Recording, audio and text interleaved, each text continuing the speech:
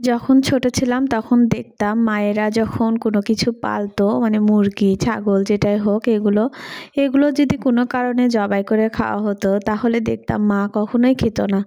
তখন বলতাম কেন খাবা না, কি হয়েছে? আজ যখন নিজের উপর পড়েছে তখন মনে হচ্ছে যে মারা ঠিকই ছিল, নিজ হাতে পালা জিনিস আসলে খেতে কেমন লাগে। আমার বারান্দায় 2টা মুরগি আমি পালতাম, সেটা আমি ভিডিও দিয়েছিলাম। মুরগি 2টা জবাই করেছি। বাসায় চলে যাব বগুড়াতে ঘুরতে, এই কয়েকদিন মুরগি দেখবে কে, তাই বাচ্চাদের জবাই করে খাওয়াই দিলাম। আর আমার বিশ্বাস করবে না, খুব কষ্ট হচ্ছিল আর আমার মায়ের কথা মনে পড়ছিল যে আমার মাও এরকম ছিল। আসলে নিজের জিনিস পারলে সেই জিনিস খাওয়া যায় না, কি করব, চলে যাব, এই জন্য ওদেরও তো কষ্ট হতো খাওয়া দাওয়ার, এই জন্য জবাই করা আর কি। আর ওদের জন্য রান্না করছিলাম। আমার এই মাংসটা খেতে কেন জানি খুব খারাপ লাগছিল। তারপরে এই যে রান্না করে নিলাম, রেসিপি আর কি দিব। দেশি মুরগির মাংস আসলে অনেক মজা, আমার বাবারা খুব মজা করে খেয়েছে। আর সকালবেলা রান্নার ফাঁকে ফাঁকে একটু বাইরে যাচ্ছিলাম, খুব শীত পড়েছিল, কুয়াশা দিয়ে ভরে গিয়েছিল। এই যে আমার রান্নাটা হয়ে গিয়েছে, এখন আমি তেলানি দিয়ে দিচ্ছি, পেঁয়াজটা ভেজে নিয়ে দিয়ে দিচ্ছি।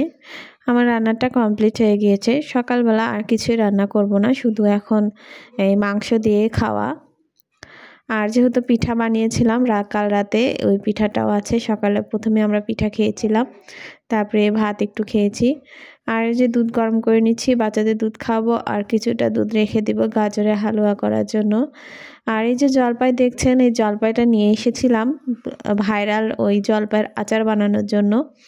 আসলে সময় হয়নি নাকি অলসতা বুঝতেই পারলাম না, রাখতে রাখতে সবগুলো জলপাই পেকে গিয়েছিল। তাই এই জলপাইগুলো সিদ্ধ করা ছাড়াই আমি হাত দিয়ে ম্যাশ করে এইভাবে আচার বানিয়ে নিচ্ছি, মিষ্টি আচার। একটু চিনি টিনি দিয়ে নিলাম, চিনি, লবণ, মরিচ, হলুদ এগুলো দিয়ে সব কিছু দিয়ে আর কি জাল দিয়ে নিচ্ছি। এই আচার বানানো তো খুবই সহজ, যে কেউ বানাতে পারবে। আমি চিনির সাথে একটু গুঁড়ো দিয়েছি, গুড় দিলে আচারের কালারটা অনেক সুন্দর হয়। আমি এখানে 5 ফোড়নের গুঁড়াটা দিয়ে নিলাম। আর বাচ্চাকে কোলে নিয়ে এক হাতে কাজ করছে, দেখতেই পাচ্ছেন কীভাবে মরিচগুলো আমি দিয়ে দিলাম। এইভাবে রান্না করে কি করব, অনেক কষ্ট হয় রান্না করতে বাচ্চাকে নিয়ে। আর আমার জলপাইয়ের আচারটাও হয়ে গেল।